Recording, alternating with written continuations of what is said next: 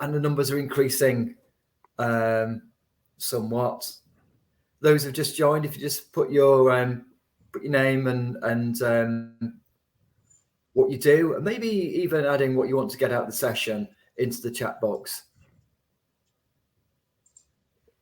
Hopefully you're all clear and you know where the chat box is.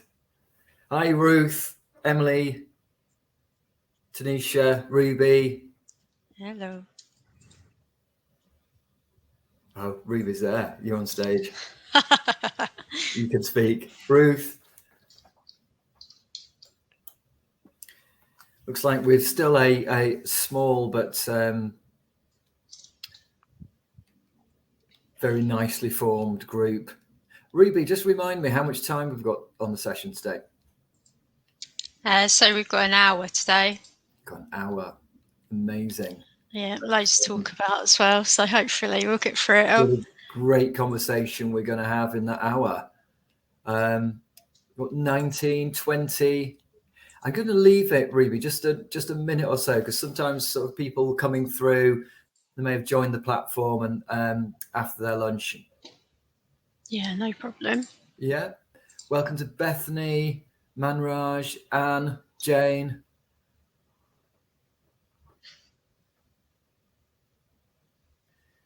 So just drop your name in the chat box,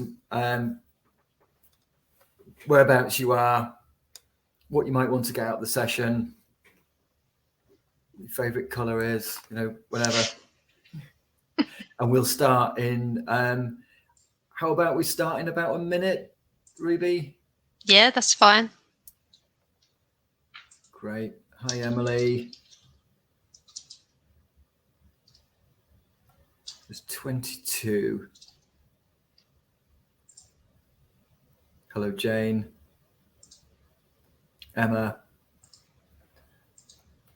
So let's get cracking, Ruby and Mike. And what I want to do is to welcome everybody to the Data Without Techie Talk Big Idea session. So if you're not expecting to be here, then now might be the time to just quietly go off to the session that you were designed or intended to come to. So this session, so what's it about really? Well, it's kind of, if you pick up a chart and you're not sure which way it goes or what it's telling you, then clearly you're not alone. There's other people who feel that as well. We know that data is vital to improvement. Yet we also know that data is kind of just data. The trick here is to turn the numbers into information and with context, turn the information into insight.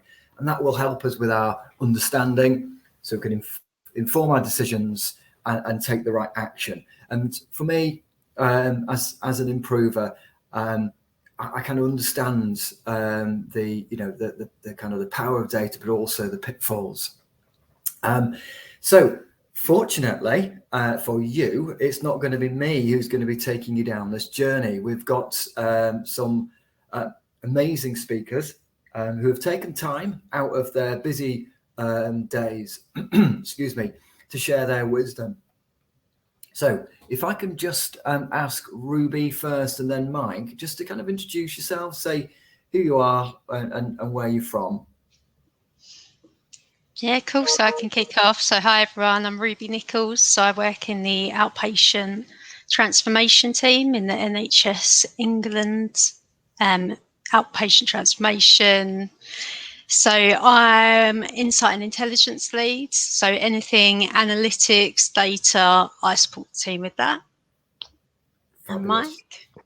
Hi, good afternoon, everybody. Mike Evans. I'm with NHSE as well, working with Ruby on lots of different projects, which is great.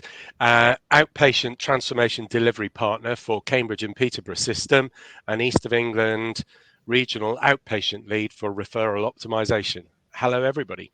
Fabulous, and welcome, Ruby and Mike. Mike's official title there, you can see on the screen, is undefined. Mike, I don't know quite what that means, but you are very much Mike. And My name's Neil Turton. You saw me hopefully at the top end of the day today. I'm one of the directors with Aqua. Aqua's a NHS improvement agency. We've got roots in the Northwest, but we've now got a national reach. And in fact, we're doing some work over in the east of England. We love improvements. We've got a really talented team of improvers, and also a really strong analytics team. So I'm going to be quiet for a bit. My role would be is as compare. So I'll be checking the chat box, looking for questions, Ruby and Mike, and maybe kind of bringing people in. It's the big conversation. We're meant to be having a conversation here, aren't we? So if possible, let's kind of encourage some two-way dialogue. Let's hear from you guys, and then let's have some hear from some people who have joined the session and have a conversation. Brilliant. So Ruby, I believe I'm handing over to you, and you'll take us away. Great. Looking forward to this. Thanks so much. Okay, so this platform is quite new to us, so please bear with us if there's any technical issues as we try and switch between screens. So kicking off with the first one, we just wanted to get a sense check of how you feel about data. And to start with that, we've got a Menti, so just putting up the details here. So if you could visit Menti and put in that code or scan the QR code, we're going to be using that throughout the session just to check in with you guys, get some feelings, get some data, I suppose, that we can look at the end of the session. So if you could join that, and then we'll kick off with the first question, which will be, how do you feel about data? So this session's aimed for people that are quite new to data, or maybe they want to work with data and they're not really sure what's available, how it's recorded. So just trying to get a feeling of what emotional response you have to data when you're working with it. So I'll just wait a couple of seconds for people to get that up on their phones.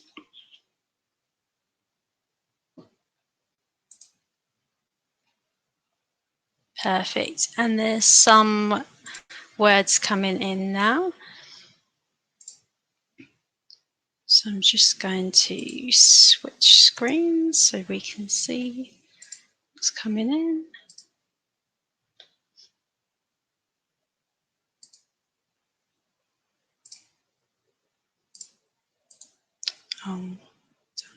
Well, we're in another dimension.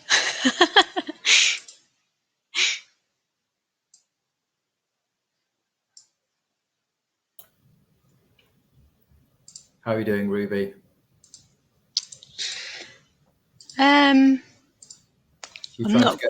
not great with switching between screens, so bear with me. Is Menti on a different window, on a different tab on your browser? Yes, but I think we're there. Oh, hooray! Look at that. There we go. Problem solving. Round of virtual applause. Some live problem solving. So we've got some great words here, and completely understand some of these. So it can be difficult to understand looking at those charts and trying to interpret what they mean. Some of it can be quite complex and frustrating, overwhelming. And I can completely relate to some of those feelings.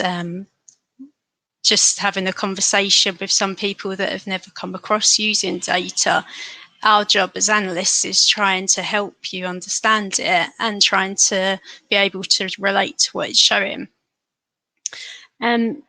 So just bringing Mike into the conversation. I know, Mike, we've been working quite closely the last few months, but can you bring in some of your experience about how you feel about data and maybe your journey with it? Yeah, thanks very much. I've been able to learn a lot data, working with Ruby and her team. And for me, this comes from the work that I do with referral optimization, and in particular, the data and information we're capturing around advice and guidance, referral assessment services, because the data will tell a story. And I know Ruby's going to come back to that a little bit later. But for me, it's about translating what that is telling us into what does that really mean for the patient, and joining this up and turning it into real world information, if you will, and to help us to do our work. And we're in these days when we're more and more required to evidence things. Data is an important part of that evidence building. And sometimes I think about this: if you go into a court and you're required to give evidence to a judge, very often it's a narrative evidence as well as the forensic stuff, and joining those two aspects of evidence together tells a story. That's great. Thanks, Mike. So we're going to move on to the next question. I can see already some of you have started to answer that. So do you know how to work with an analyst to get what you need? So just focusing on what Mike said about trying to piece that story together, do you feel confident that you could be able to reach out to an analyst that you work with maybe, or someone you've not worked with before, and try and get the answer to whichever question you're going to? So we've got quite a good mix in the room.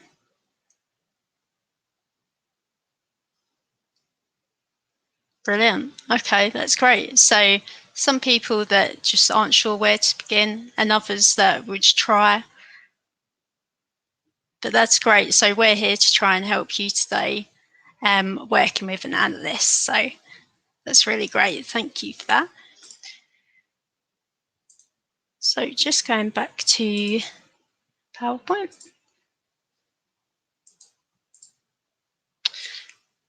So data is there within our everyday lives, and you'll recognise it, but you might not always see it. So here's some examples of how data is collected for those of you that use Spotify. So the more music you listen to within Spotify, the more they're going to redirect your experience in real time. So they're using your data to try and understand what artists, maybe what songs you like, and then they're playing that back to you. So they're using that data they collect to try and make your experience better using their app. You might have seen when you Google a certain item, so say you're looking for a new dress, suddenly you've got loads of ads up on dresses and shops where you can buy dresses. So again, they're using your data and they're trying to understand how to connect with you, trying to evaluate what interests you, and then any future purchases you might make. We've seen news outlets as well. So they're looking at our data and trying to determine what the most talked about stories are for the front of the newspapers, or they're trying to populate your devices with stories that they think you're going to be interested in. We'll come back to healthcare during this presentation. But again, you'll see how your records starting to be more digitized. And then just traveling, so traffic signal sequencing, when you're sitting at traffic lights, they can go green as soon as you get there. Again, that's data. Air travel management, your location as you walk around. Whatever you do now, there's data being collected and it's being used as part of your everyday life. So within the NHS, there's different organisations that we'd interact with that collect data, and these are some of the largest ones. So Essex Police, a hospital, might share data with them if there's a lot of assaults being reported in a certain area, then that might be used to tackle safety of the public. You'll recognise the census that comes out. So that's a snapshot of demographic and social life in the UK, comes out every 10 years. So we're due to have another one soon. And again, that data is used to give us a picture of the people and the households in England.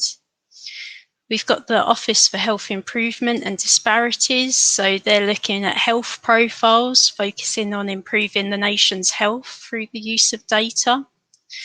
WHO, so more recently, the COVID-19 pandemic, we needed to collect data across loads of different countries to try and get an idea of the size, how it was spreading. So masses of data worldwide. And then ONS, so the census is part of ONS, and they also look at demographics, migration, population, social statistics. And again, in the NHS, we'd use that data as part of public health to try and understand what our population's looking like and how we can start to plan for healthcare. But NHS Digital as well. So the Department of Health and NHS England tell NHS Digital to collect certain data sets, and this will cover GPs, community, hospitals, mental health and workforce. So loads of big organisations collecting data that we can use in the NHS. So starting with the NHS and the patient data that we collect, the NHS organisations down the left-hand side. So if you have interactions with those organisations, they're going to collect data on you. And the supporting organisations as well, they'll hold data, but they don't come under the same sort of framework as the NHS organisation data. And if you think about data, some people might assume that you put your data in and it's all joined up. So a laboratory and a hospital, they'll be able to see a patient record, but that's not necessarily the case. Everything's still quite separate. So your patient demographic information, that's like your core confidential patient information collected, is your name, date of birth, address, contact details. And the NHS number is the unique identifier given to a patient that links all of the data sets together. So if I went to a hospital, I gave them my NHS number, I went to a different hospital, gave them my NHS number, then those records would be linked if they were sharing records. And then you'd also have your health and care information, so anything on health conditions, medicines, treatments. So there's two main different types of data. You've got non-numeric and you've got numeric. So if we're looking at this conversation that's happening, when you're thinking about what sort of data you want to collect or what sort of data's out there, I always think of it in these two ways. So you've got your verbal or written. So if this person was staying in a hotel and he's asking the receptionist for a feedback card, he's going to give verbal feelings of what his stay was like. It's going to be recorded and written, so it's harder to benchmark it, but you're getting a feeling through the recording of that data and what his stay was like. Whereas the hotel receptionist would ask him to rate his stay between 1 and 5. So that's numeric data, it's a quantity, a range or amount, and you'd be able to look at all of the hotel stays and try and get a feel through numbers of how people's stay was. Whereas if you was looking at the feedback he gave, which was more about his feelings, it's non-numeric, then you could put that together through a visualization, but it would be harder to compare.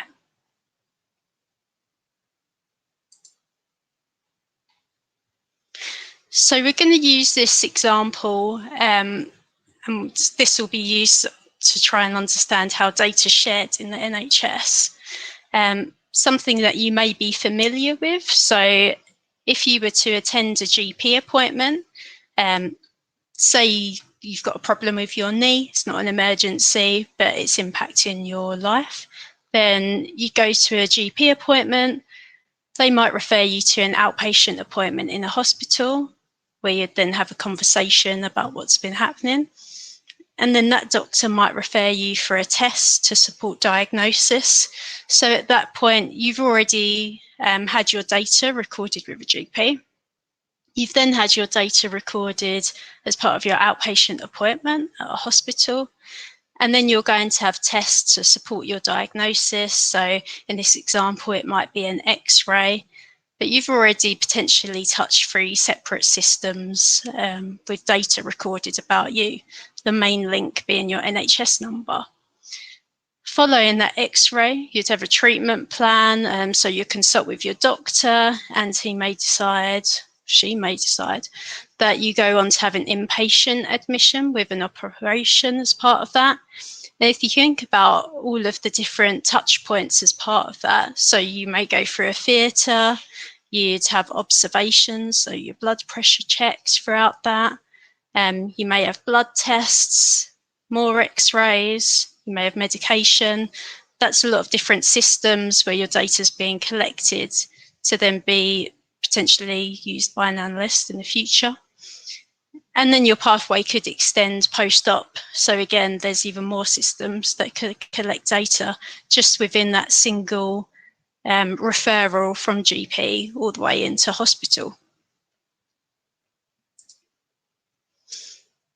And if you think about those 2 data sets, so you've got your data sitting with your GP, and you've got data sitting with the hospital.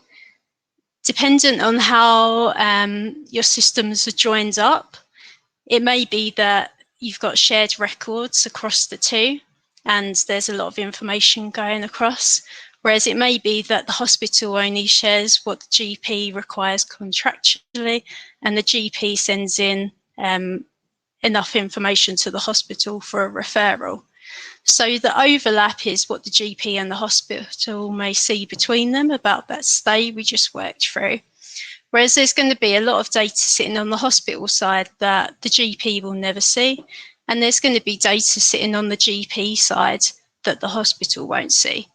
So with an analyst job, sometimes it's us looking at that data, trying to understand what we want to see and seeing if it's possible to join that data up to get a full picture of the pathway.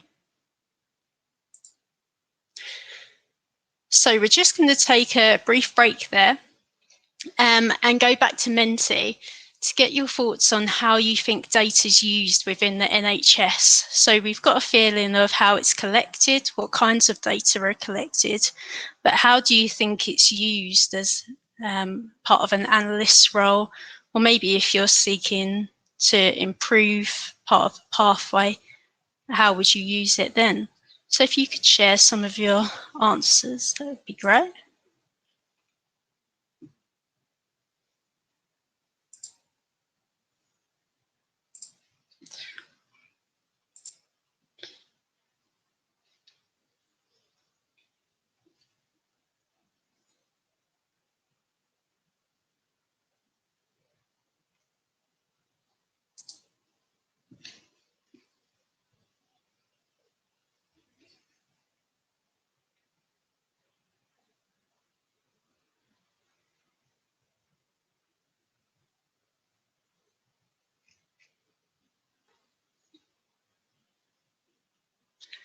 That's great. A lot of benchmarking.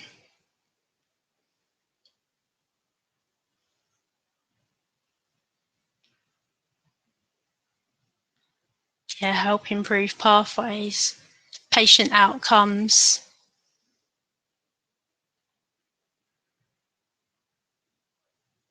Great. So some of the themes from this are funding, planning, benchmarking, performance, providing assurance. Often badly, yeah. To build a complete picture of the pathway. I think that's so important. Historically, we've always worked quite in silos in the NHS. You've had a hospital, you've had a GP practice, you've had community pathways. And now with the formation of the new system ways of working, joining that whole patient pathway together is going to be really interesting for analysts. Okay, that's great, thank you.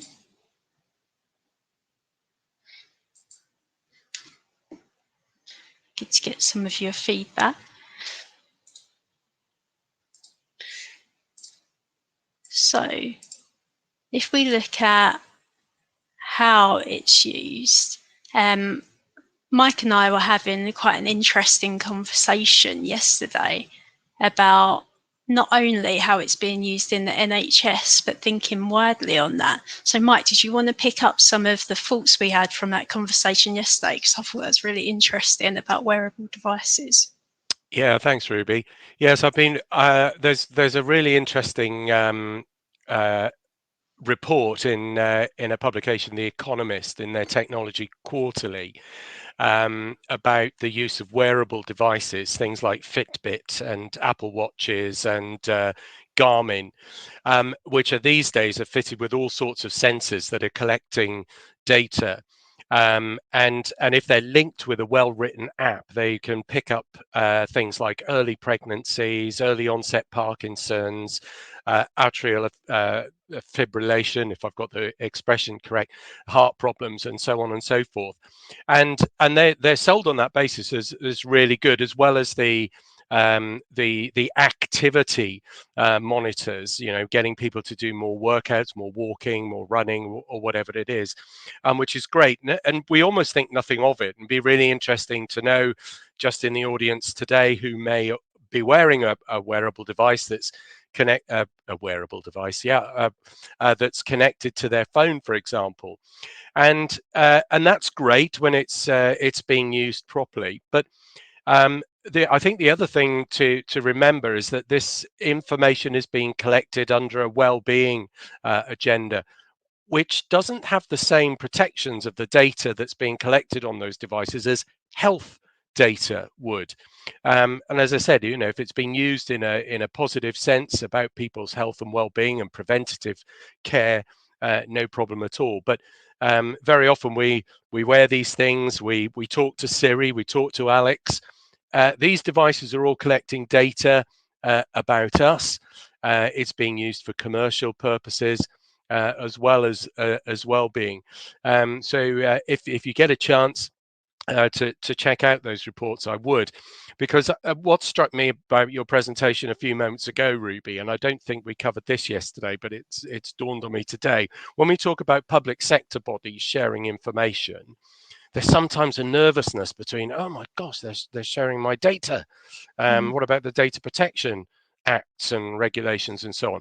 And yet we think nothing of walking around with these things, listening to our conversations, our wearable devices being used by some big commercial companies for their own ends. And if it's being collected under a well-being tab, it's not classed as health, then it's possible that insurance companies and other companies who might have an interest in how well we're living could get hold of that. So it's big stuff, and it all paints this picture that we're after, being able to understand it and how we're going to use it in the end.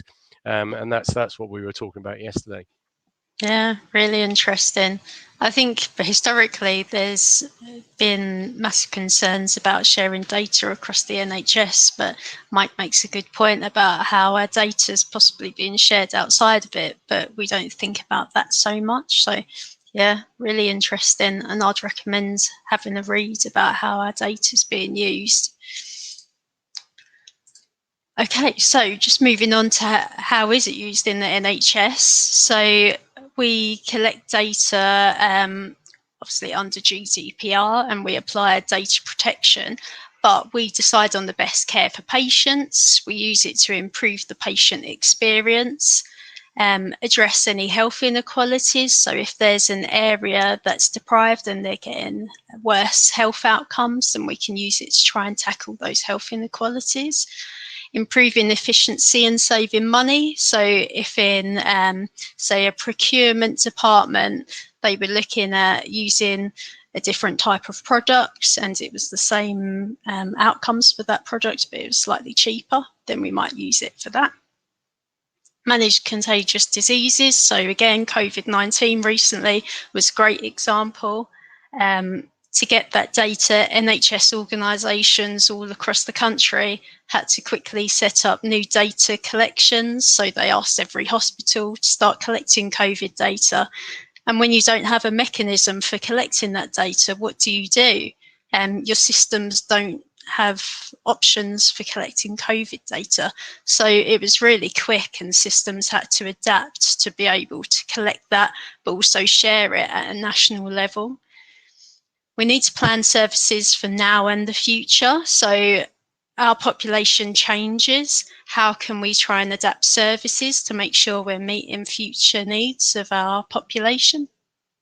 And research and improving treatments. So there's a lot of research programs that happen in the NHS using data, and as part of their outcomes, they're trying to make sure that there's new treatments available and the success rates of those treatments are beneficial for patients. So loads of uses for the data, not just for patient care when you're there in that appointment, when you're there in hospital, but it's much more larger scale.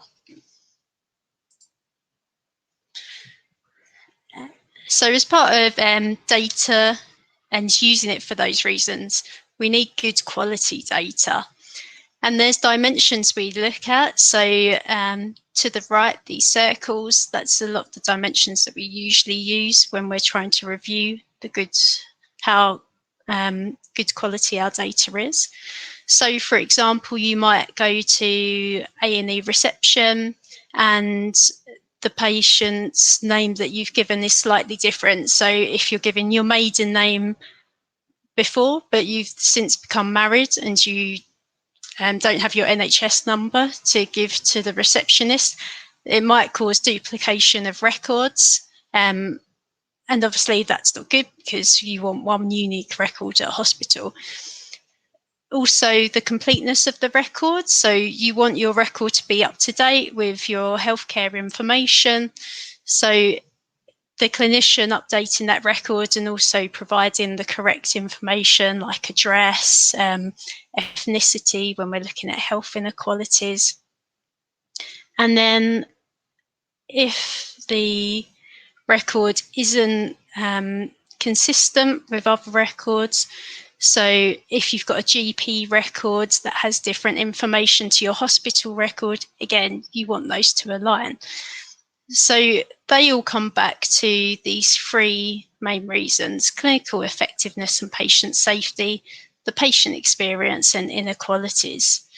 So just a little mention for good data quality, because sometimes it's seen as a bit of a pain going through, cleansing data, making sure it's right, but it's so important when we're trying to use it for all those reasons mentioned. Then just mentioning some of the roles that use data. So you might have heard some of these before. So analysts, which we're going to focus on, statisticians, data scientists, analytics managers. So they all have slightly different skill sets, and data scientists are becoming more popular when we're talking about data roles. Statisticians they were there before data scientists, so they had a lot of the groundwork. All bring completely different skill sets to the table, but some of these roles are needed for more complex data sets, and some of these roles are evolving as the years go on. So looking at some examples, not only do you have different data roles, but you also have different specialisms within analyst roles. So focusing on a general and acute hospital data analyst and a public health analyst, you may have different things that you're more stronger in. So by background, I'm a general and acute hospital analyst. I've always worked in hospitals up until my role now. So I know quite a lot about outpatients, admissions, A&E stays, referrals. So if you come to me with a question about those, I'll be able to give you good advice on where to look, what sort of improvement projects may fall into those. Whereas you may have a public health analyst and their background is wider: population health, health inequalities, maybe health improvements at a larger scale. And they'd be able to give you some great advice on what data is available, how often it's updated, how to join the data sets together. So just focusing on differences between roles, but also if you're working as part of a system, what those roles can bring to the table when they're working together. And as a data analyst, you're usually juggling quite a lot of different tasks within the day, a lot of different priorities. So some people ask me still, what does an analyst do? What's your job role? And sometimes it's quite hard to explain because you're juggling so many different things. But as well as all of the things on here, the main thing that I try and say is I tell stories with data, but I also help people understand what they want to get out of their questions. So if someone comes to me with a question, I'll usually try and probe it a little bit, and then it might grow into something completely different. But sometimes that's part of the journey. You've come to an analyst with a question about data, but suddenly it's grown and we're looking at balancing measures and we're looking at cause and effect. So I think an analyst role is storytelling, but also trying to work out what the questions are to get to the final answer.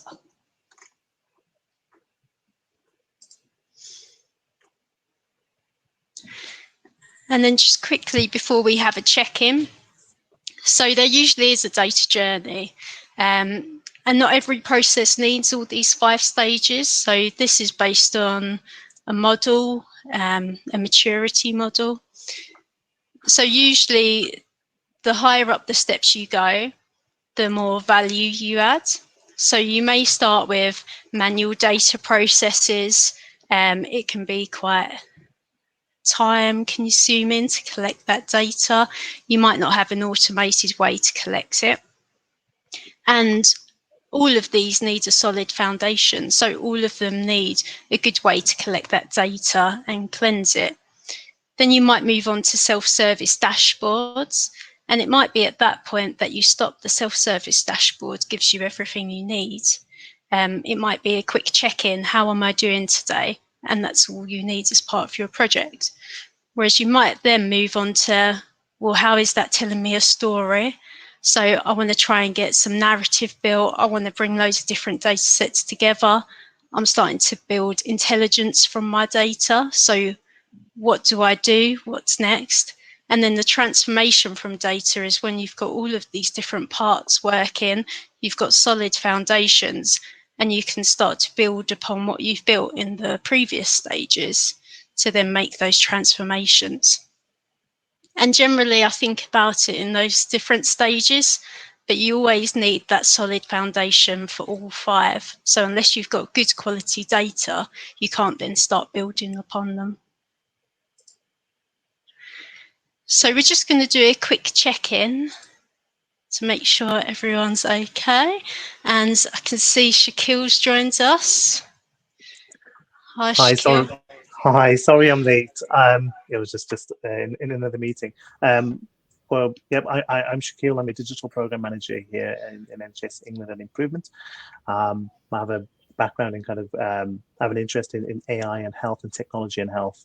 So yes, I'm here to have a conversation on this as well. Cheers, Ruby. Thank you. Welcome to the session, Shaquille.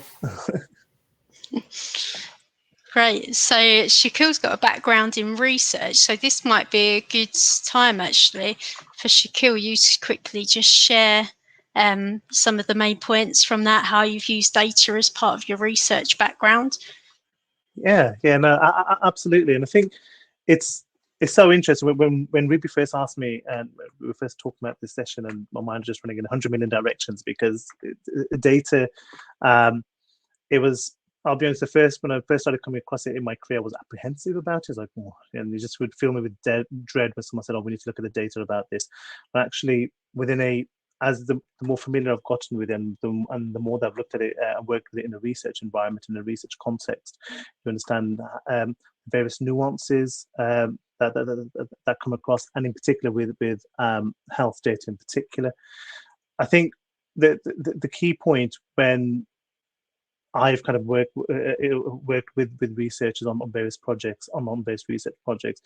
There's a whole raft of kind of what we mentioned about stages, so making sure that things are the data is clean, standardized, ensuring any privacy concerns are looked after, and then how is it actually then used in that research context as well. And I know when I was at the Turing, there's a lot of discussion around data anonymization and pseudonymization, so data that can't directly be identified, but with some keys it may do, or with another piece of information you may be able to identify things. But I think when working with data in a research environment, having those checks and measures in place is absolutely critical. Ensuring that you're only using as much data as you need for the duration that you need it for. And there's plenty of cases of both in the public and the private sector where data has been used inappropriately, or it's been retained for far too long, or it's been shared with parties that where it shouldn't have been. But I think it's just working with the likes with data analysts and working with data colleagues. I think it helps to give a bit of an appreciation and an understanding. And I think those areas, it adds a level of kind of detail and firms the underpinnings in their own work and the own questions that you're looking to ask. I'm not sure if I've answered your question there, Ruby, but just a bit of a whistle-stop tour through health and health data. No, that's great. Thank you. Always good to hear other people's experiences. Great, thank you. So we're going to move on to what a day in the life of a data analyst might look like. So there's going to be some things that we're focusing more so on some days than others, but this is generally kind of what a data analyst does. And if you think any of these might be helpful within your roles, then definitely reach out to data analysts in your organisation. So we extract and process data. So we look at, you might have heard the front end and back end. That's terminology that we use quite a lot. So front end is usually the system you're inputting data into, and the back end is how that data is stored. And we look at trying to get that data out the back end, which can be quite complicated sometimes depending how it's stored, or we might already know if there's data available that's already been extracted and we can pick that up. But we're there to help you try and understand what data you can report on and what data you can't report on. We look at creating balanced scorecards sometimes, so you might see these in board reports quite a lot. And the difference between the balanced scorecard and maybe a dashboard, if you've seen these within your organisation, is thinking of a car. A balanced scorecard is the GPS. So it's showing you how you're going to arrive somewhere. It helps organisations identify, improve against a set of objectives you have as an organisation. So it's usually got a cause and effect link. You define your KPIs in line with your objectives overall, and then an action plan comes off the back of it. So it's about the journey to get to the desired place as part of your objectives.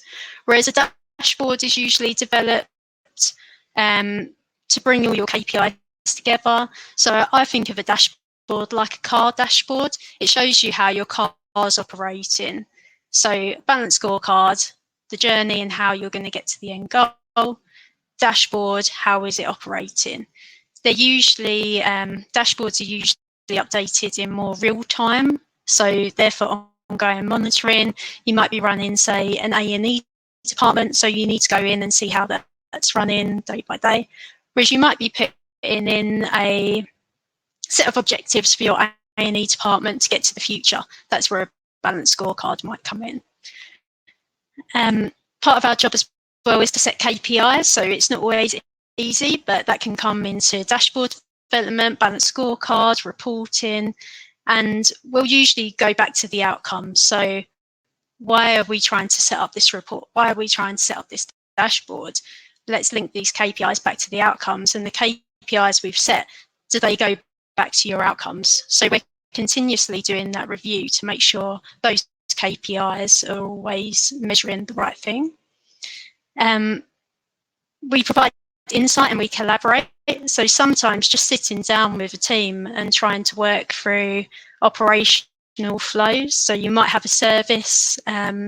Sometimes we'll just sit down and say, well, how's that running? We can measure this point, we can measure that point. We've got data to try and understand what's happening there, but we don't have data for that point. So a lot of the time we might be having that conversation. But mainly our aim is, what are the questions that need to be answered? And those questions will then help us inform all of the above. And sometimes just trying to think about what question you want answered by an analyst working alongside you is the hardest part of the whole journey. So there's different types of analysis, and as we work through these, they get more complex, but not to focus on what they're called. It's just more about moving throughout that journey again. So you might be familiar with what's happening right now, and then why is it happening? So we call that descriptive and diagnostic analysts. And as we go up, they add more value, because being able to see in the future would add more value maybe than knowing what happened yesterday. But being able to see in the future is also quite complex to create. So we usually work towards predictive analytics. So understanding what's going to happen tomorrow, what's going to happen next year, and then trying to understand, okay, so I've got what happened yesterday, what's happening today, what's happening tomorrow, but what do I need to do with this insight? So there's all the different types of analysis that we'd work towards. You may also see, as analysts, we communicate via display. So we display it through a range of data visuals. And you might be familiar with just data being shown in a table. But here's some examples of different types of data visualizations. And not to go through all of these, because we could probably do an hour just on data visualization. But when you think about these and you maybe don't understand what they're trying to show, go back to why you think the analyst chose that data visualization. So if I was looking at a pie chart, I would know that the analyst chose that pie chart because they wanted to try and get across the composition of that data set. So how is that data set made up of all these groups? Whereas if I was looking at a column chart or a bar chart, maybe a line chart, I'd be knowing they're trying to get me to compare those data points. So if you're ever quite confused about the aim of a chart, and this is available online to try and group these charts into why they're used, then try and think, why would that analyst have chosen to display the data in that way? And if it does look really complicated, maybe it is just overcomplicated, and don't be worried about going back to the analyst and trying to understand what that's trying to show. There should be chart titles within some of these to try and understand what the presentation is trying to aim the story at. But there should be some narrative alongside it as well.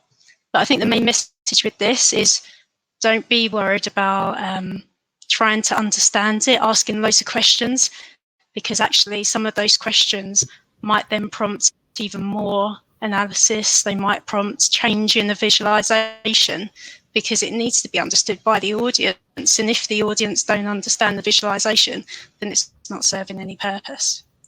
Ruby, just can you go back to that that slide? There's a couple of questions in the chat box. Anne, oh yeah, sure. Anne was asking what a Sankey chart was. Oh, so a Sankey chart, that shows the flow from one group to another. So you might have, say, 2 hospitals, and they might refer patients into 2 different organisations. So you can see some of the referrals go from organisation and then they go over into organisation Z. Flow. And then Ursula was asking where run charts would fit into this. Obviously, run charts and SPC charts being really, integral to our improvement efforts. Yeah, so run charts would fit into the line chart world. So you're looking at comparison over a series of maybe months or days. And SPCs also would come under line charts. So you're looking to compare the data. SPCs obviously just try and understand where that data sits and is it within a normal range.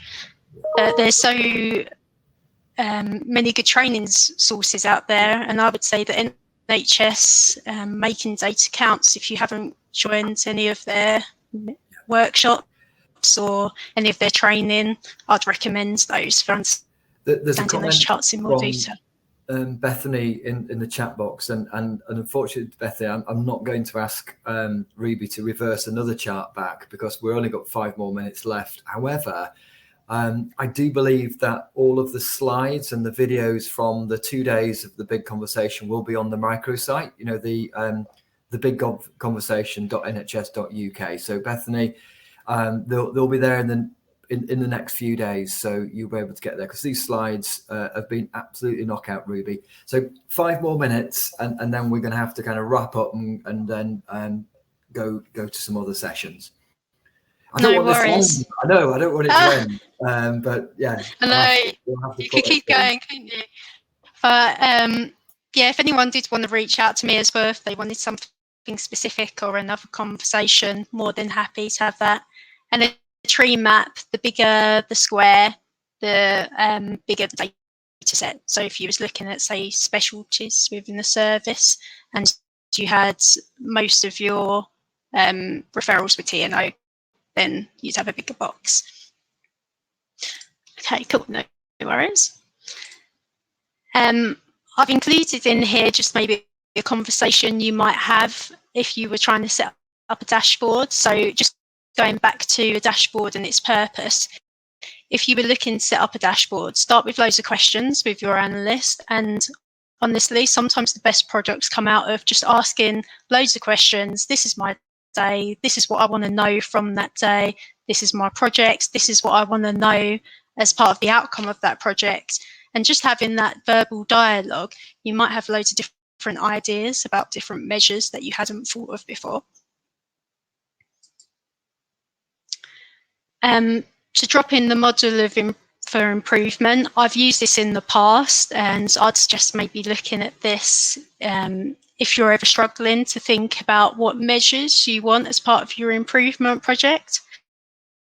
So there's a series of steps to take, but they're always quite useful, and also understanding what measures at different levels within the organisation. So if you were looking at, I don't know, maybe we'll use A&E because it's quite an easy one. So the A&E department might want to know very precise points within that pathway, and they might want to make really detailed changes to that and have measures on that. But your board and CO might just want to know, is the A&E waiting times going down? So sometimes just setting out your improvement measures, knowing who they're aimed at and what audiences they're going to, really helps as well.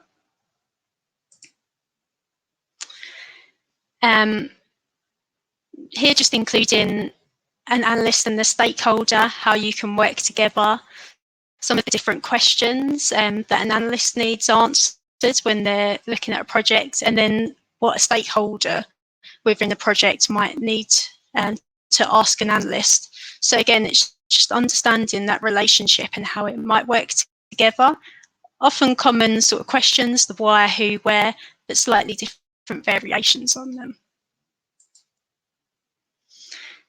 And just finishing off the session with a couple of last thoughts. So Shaquille, Mike to come in. Any benefits of working with data analysts, problem solving together? And if you could just quickly share some of those comments. Shall I go first then? Thanks, Shaquille. Yeah, for me, it's about clarity and seeing what the picture is understanding the story.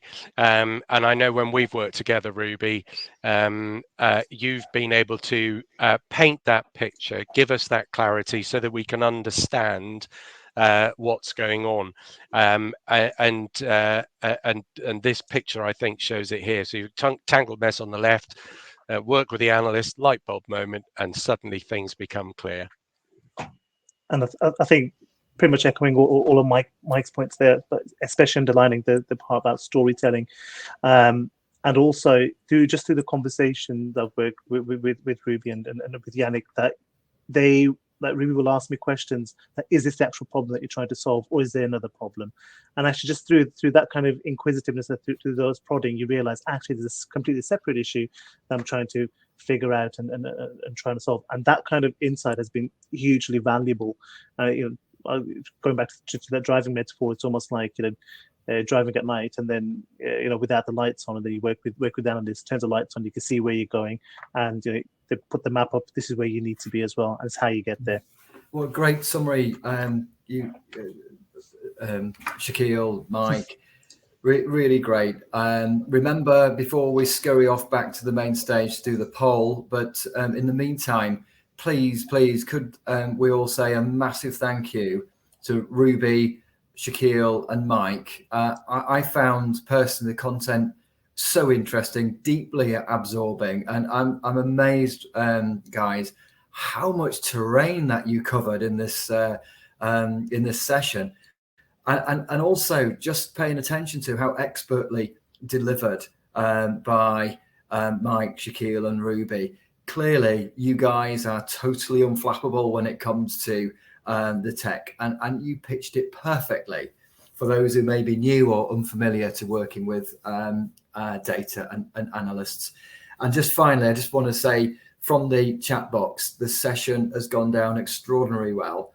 People who've regretfully had to leave early have just put in there about how interesting it's been. So I'm going to shut up now because we all need to scurry across and head off to the main stage, and and hopefully enjoy the rest of the session. So thank you so much, guys. I learned lots. I'm sure everybody else did. Terrific session. Right. Thanks, everyone. Thanks for listening, and thanks, Mike and Shaquille. And Neil, thanks. Yeah, you're welcome.